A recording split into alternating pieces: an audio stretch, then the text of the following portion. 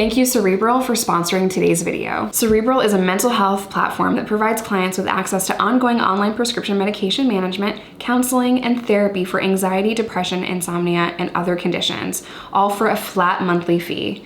Treatment for ADHD, bipolar, and PTSD are available in certain areas as well. If you guys have been following me for some time, you know that I struggle with severe depression and anxiety, and Cerebral is just so easy to use with their online app. What's great about Cerebral is the convenience and privacy of it. You literally have a counselor in your pocket. You can message them at any time, all from your app. You can also choose the provider that you want to that specializes in whatever you're going through. I personally chose a provider that specializes in depression and anxiety, and I got to go through and look through their profiles and learn a little bit more about them before I decided who I wanted to be my care provider. This is also affordable, and you do not need insurance to use Cerebral. When you go to sign up, you're gonna see a bunch of questions about how you're doing currently, and this is so important to create a plan that works for you and to find the right provider for you.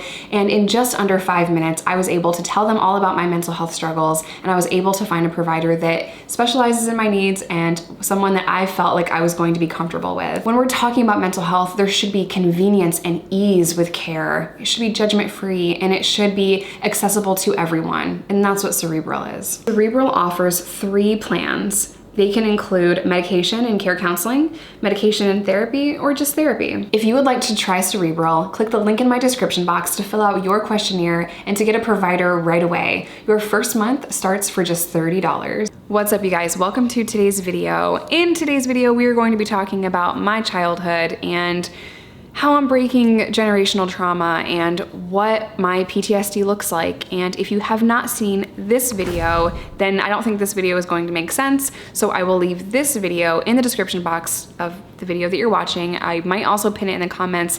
Definitely go watch that one first so that you can get some context and understand what's going on here. In that video, I was relatively vague because I knew I was going to make this video.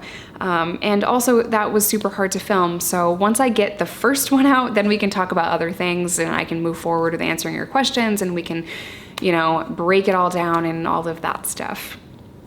If you guys are new here, or if this is the first video you're seeing of me, hi, my name is Jess. I'm a person in long-term recovery who has served time in prison. Here's my glamorous mugshot.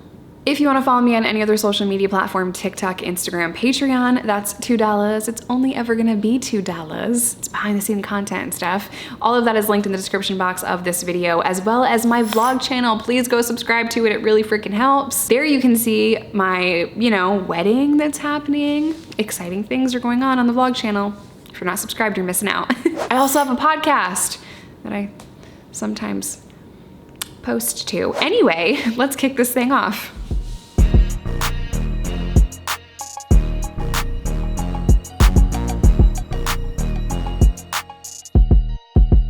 Just for a quick little recap, and we will put a timestamp here if you've already seen that video, I just want to give a little bit of context before we go into it, just in case there are still people here that have not seen the first video.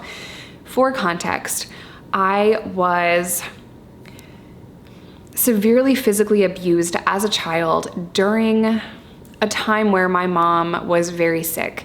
Now, my mom has always struggled with mental health, depression, and those kinds of things, but my mom has also struggled physically with her health. And at this time in my life, my mom had had a stroke. I was about 8 years old, and she asked her friends to come into our home and to help take care of me. During this time, I was also taking care of my mom, and I was missing a lot of school because, for whatever reason, Medicaid or Medicare at the time did not send people to our home very often to help my mom recover after the stroke. So I had to, as like an 8 or 9 year old kid. My mom had to learn how to talk, how to walk, and it was a very difficult time for my family. It was during this time that a married couple, friends of my mom, came into the home and they would discipline me. And that meant I was spanked with wooden paddles. And it was so severe that I had to take ice baths, and I would have bruising from the middle of my back all the way to the middle of my legs at certain times. I would miss school for this. The bruises were so bad that they were like blisters and bleeding sometimes. It was excruciating and painful. Now, not every time was like that, but there were a few times where it definitely was excruciating. So that's just essentially a little recap. If you have been following me for some time, you know that I was diagnosed with PTSD. However, I was diagnosed with PTSD way into my adult life. This was after I was released from prison, and I had my daughter in prison. My PTSD diagnosis doesn't come from childhood trauma. It comes from the trauma that I endured while I was chained to a bed giving birth to my daughter in prison. And then my daughter was taken out of my arms and placed in foster care. That was the most traumatic thing I've ever experienced. So that is what my PTSD diagnosis was formed on, that incident. It was in learning that I had PTSD that so many things made sense for me. It made sense that I didn't remember what had happened after my daughter was taken from me, why there's huge gaps in my memory, why I don't remember what prison staff said to me, or why I was placed in the infirmary, or maybe what the paperwork said, or I don't remember those days after my daughter was born and then put in foster care and I was sent back to prison. I have no idea. That's what trauma looks like. It can also look like not having a real timeline or real memory of what happened after the trauma. Makes sense because your brain is trying to protect itself. The brain is actually not good at organizing traumatic experiences. So while my diagnosis for PTSD comes from my experience with giving birth to my daughter, Micah, I had unresolved childhood trauma also. So that is a process that I have had to work through with, counselors and therapists, and I've had to work through that in my adult life. I'm sure that you've asked me in the questions that I'm gonna answer at the end of the video, how has that affected your parenting style? Well, I strongly believe in gentle parenting.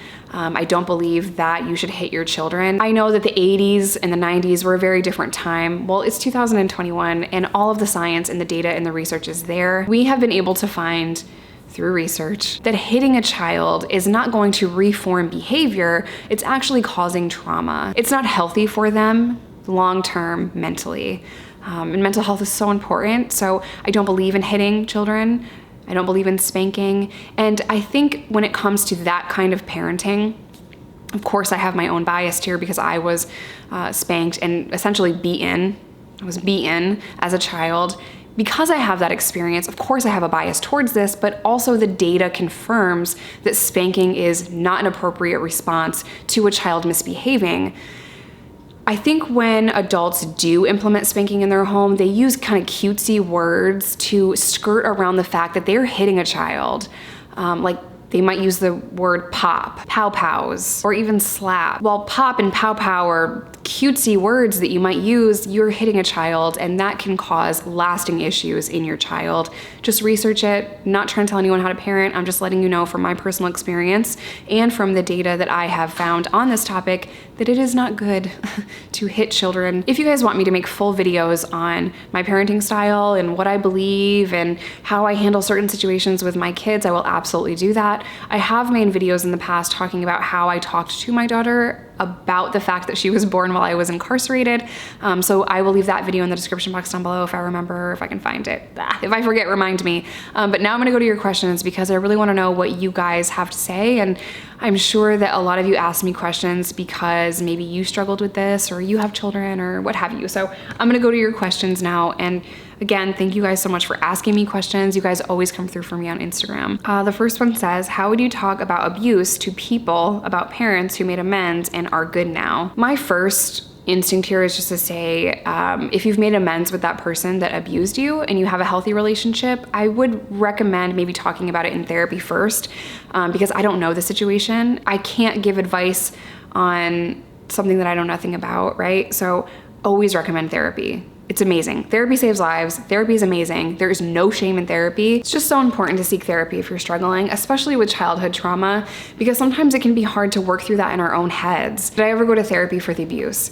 Not until much later. Not until much later. I have interviewed my parents on here as well. Oh gosh, I keep mentioning other videos in this video, I'm sorry. But my parents also put me in counseling and therapy. Probation and parole put me in drug and alcohol counseling because they thought that was the problem. And I've essentially been in counselors' offices all my life, all of my life. And I never brought up the trauma in those counseling sessions as a kid and as a teen. I felt as though it was a betrayal to my mom. I just didn't want my mom to get in trouble for the abuse that had happened 10 years prior, and I never brought it up to counselors. I never told anyone about it because I just didn't want any harm to come my mom's way. Because even though I was super young, I still was aware that this was not right, but I was also aware that I could be taken away. And even though at 13 I moved in with my dad and my stepmom, that was still there. I did not want her to get in trouble for the abuse that had happened years and years prior at a time where my mom wasn't physically, mentally, or emotionally strong, if that makes sense. What happened to the person who was abusing you? He's dead. His wife is still alive, and she is actually a really kind person, but also believed in spanking, because many people do. I'm friends with her on Facebook. She was not malicious about it, and I'll get there in a second. He died probably 15 years ago or something. Sorry, I had to move. The sun was like chasing me in my living room. He died like 15 years ago. And as I mentioned a second ago, he had a wife. She's alive and well. I loved this family. This family had 3 kids. So I grew up with them and I called them my cousins. I called them aunt and uncle. Well, I didn't really call him uncle ever. I called her aunt because I grew up with, their kids. They were really close to me. That also makes this video difficult. I know that they went through the same thing that I went through. And I think that this couple believed they were helping raise me like they raised their own, which sounds good, but when you're disciplining to that magnitude and it becomes abuse and you cross that line, it's not good. It's not good. So like, thanks for treating me like you treat your kids, but you shouldn't be treating your kids this way. We'll call the person that abused me Carl, and we'll call his wife Carla, because I have no idea. I'm running out of names here. Carla had stepped in a few times, and so did my mom, and said, you took it too far, you hurt her, not okay. But then I would still be disciplined that way, and I'd still be hit, spanked with a paddle. Carl was like malicious and weird and creepy and gross and disgusting about it. Like, he would rub the paddle on my butt before hitting me. It was the most horrifying experience. Or he would carry it around like Negan from The Walking Dead, and he would it would be like this malicious thing. He even hung paddles on his wall. One time he hung a paddle with holes in it on his wall, and it was like funny to him. Like, it was sickening. This man was sick. Sorry to ask this, but were you sexually abused at all? Abuse victim here, trying to get closure. I really hope that you find peace and you find closure and know that that was not your fault. I was not sexually abused. Please know that that abuse is not your fault. And the Ride or Die crew is here for you. Please seek therapy. You need to talk to somebody about it. And that, I can't imagine what you're going through, and my heart is with you. How did you cope with it in the moment? Did you think it caused you trauma in the long run? I was 8 or 9 years old. So the way that, I'm 10 and then a little bit older, the way that I coped with it when it was going on for these amount of years is, most of the time, I would just take the spanking and I would feel better in, an hour or so. So like, the way that I mentally prepared for it was like, okay, I'm just gonna hope that it's not that bad. Hope it's over with fast. Let's get it over with, and then I'll be okay. And it was so hard. There were times where I tried my absolute hardest not to cry because I didn't want him to see that it affected me or it bothered me. And I shut down. I would shut down, and I would just, you could tell if you saw the situation that my brain was just literally trying to protect me. My body would completely shut down. I would think to myself, just get it over with. You'll be okay in a little bit. Just get this over with. It's gonna hurt, and then you're gonna be okay. That was really my only source of comfort, was to know that like the hitting will stop soon and then you can recover. And then, you guys know my story. At 12, I started drinking, and I was severely depressed, but I couldn't see that my anger and my depression came from something deeper. I couldn't see that. I just thought like the physical stuff stopped. This dude's dead. He doesn't hit me anymore. He's gone. But it's still there because you're building core memories when you're younger, and as you get older, those things are still there, right? So my defense mechanism was always humor, and I If you ask anyone that knows me from when I was younger, or like childhood friends or family, they will all tell you that I was the class clown. I was like putting on these skits and being crazy and being funny and being weird, and like I'm not a serious person all the time at all, ever. I'm always going for the joke. I'm always trying to make people laugh because I know what it means to be so severely depressed that you don't want to get out of bed. So I love making people laugh, and it was always my coping mechanism. That's kind of why I love TikTok so much and doing these skits, because I've always done that. I've always made people laugh and gone on these little like humor tangents and little comedy shows at home, and it's just what I loved. I love when everyone around me is laughing and smiling and having a good time. And I think for so many, that's what depression looks like. It looks like just trying to make everyone around you happy and laugh all the time because you know what it means to be severely depressed. So I used humor as a coping mechanism as a kid, and reading books. I would kind of isolate myself. I'm an introvert naturally, so being around a ton of people is kind of draining to my energy, which that's what it means to be an introvert and an extrovert. An introvert recharges in isolation, kind of like alone in their space in their home. An extrovert gets energy from being around a bunch of people. So that's kind of the difference there. And I would just be by myself reading a bunch of books, and that was my happy place. That was kind of how I coped with it, if that makes sense. And then at 12, when I started drinking, that became my new coping mechanism. And drinking turned into pills, pills turned into heroin, heroin turned into meth, and it was a 10-year-long addiction. Did you still talk to your family and stuff when you joined Magazine Crew? Yes, I talked to my mom and my siblings. I didn't talk to my dad and my stepmom at that time. From 18 to 23, wow. From 18 to 23, I really didn't talk to my dad and my stepmom because I was in severe active addiction and, or 22, I'm sorry, 18 to 22. But then I didn't get out of prison until 25. So for years I didn't talk to them. I didn't write them in prison or reach out to them in prison. I wanted to get out, get healthy, get my daughter back, and then reach out to my dad and my stepmom, which looking back probably wasn't the best idea. I should have wrote in prison and said, I'm okay, I'm safe. But I just wanted to show them that I could get out and get my life together. Now looking back as a parent, my dad didn't know where I was. My stepmom didn't know where I was, who I was with, what I was doing. I think my mom might have sent a message that, you know, she's safe, she's back in prison, and, you know, she's okay, so that they at least knew that I was safe. But I was kind of afraid to talk to my parents during that time, all three of my parents. My mom and I have a different relationship, probably because that's my birth mother, right? So she knows all of my past and my struggles and my story, and she was always a part of it, always visiting me in jail, writing me and putting money on the phone, and she was there for me. My mom was my ride or die, so we just kind of have a different bond than I do with my dad and my stepmom. Love them all. I love them all. But I was in contact with my mom during my Magazine Crew days. Do you still hold anger and animosity towards people involved in your childhood abuse? Part of healing is forgiving those people. You know, I don't hold any anger or animosity towards them. And Carl's dead, so whatever. But I realized that in my recovery and in my own personal growth that anger is heavy.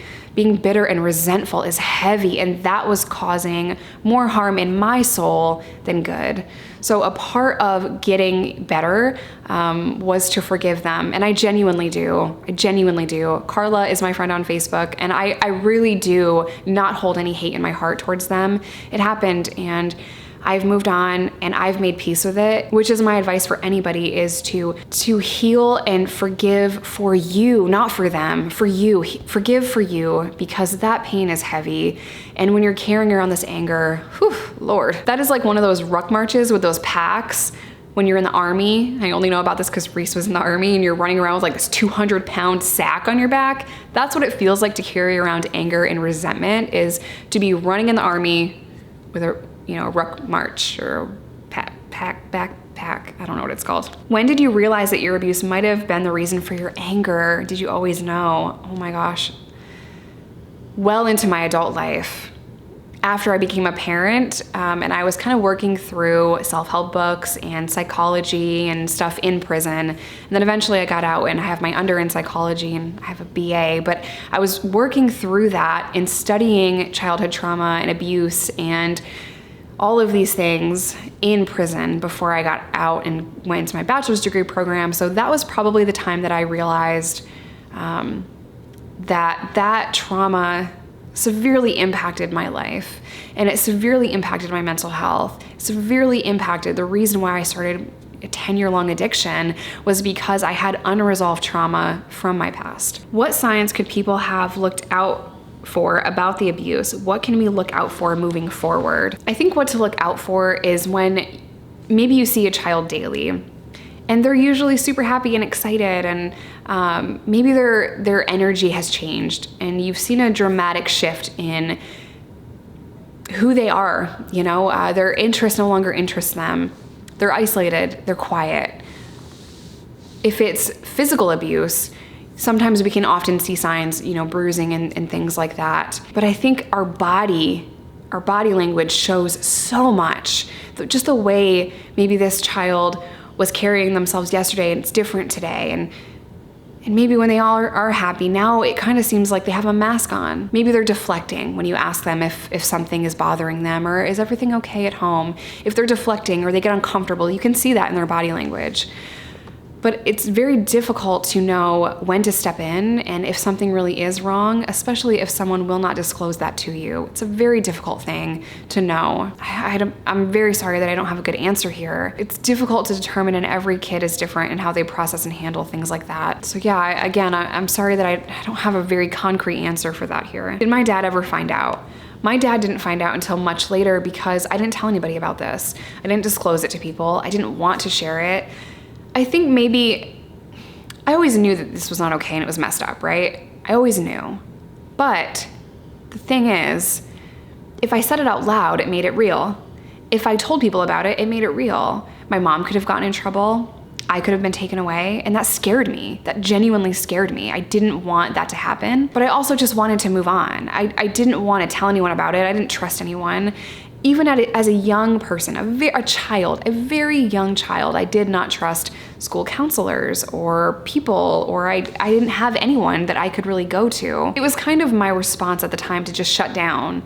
And if I don't talk about it, maybe I'll forget. I think I also internalized a lot of stuff, like maybe if I behave better, this won't happen, or, you know, maybe if I do this better or that better, then I won't be beaten anymore. You know what I mean? So I think as a child trying to process what was going on, I think a lot of that had to do with me thinking like, oh, I can just do better next time, or, you know, I'm just a horrible kid, and if I just get better at this, and that, then I won't get hit again. As a Virgo perfectionist, I internalized all of that as my own fault sometimes.